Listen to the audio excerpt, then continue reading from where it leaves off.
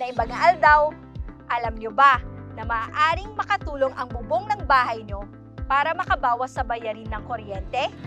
Tumataas ang presyo ng kuryente. Pero paano kung ang bubong mo mismo ang makatulong sa pag-generate ng sariling kuryente at makapagpababa ng electricity cost mo? Sa solar rooftop at net metering, posible na ito para sa Ilocos Norte. Sa solar rooftop, naglalagay ng solar panels sa bubong na kumukuha ng enerhiya mula sa araw at kino-convert ito into electricity na maaari mong gamitin sa araw. Minsan, mas marami pang kuryente ang napoproduce ng solar panels kaysa sa kailangan mo. Sa net metering, ang sobrang kuryente ay ibinabalik sa power grid. Kapag nangyari ito, nagkakaroon ka ng credits sa electricity bill mo.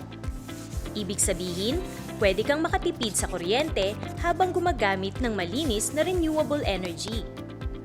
Sa solar rooftop na may net metering makes clean energy mas praktikal at mas accessible.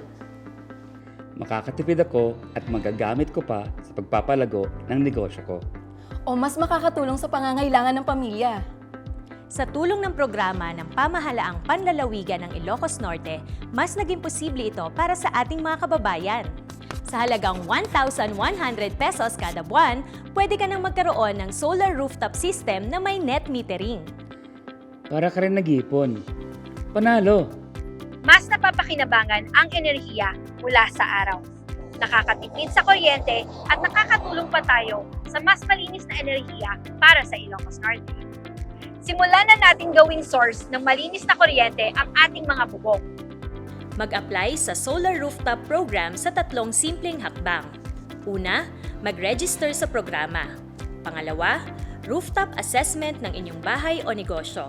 At pangatlo, installation ng solar rooftop at net metering. Start turning your rooftop into a source of clean power. Para sa mas sustainable na kinabukasan ng Ilocos Norte.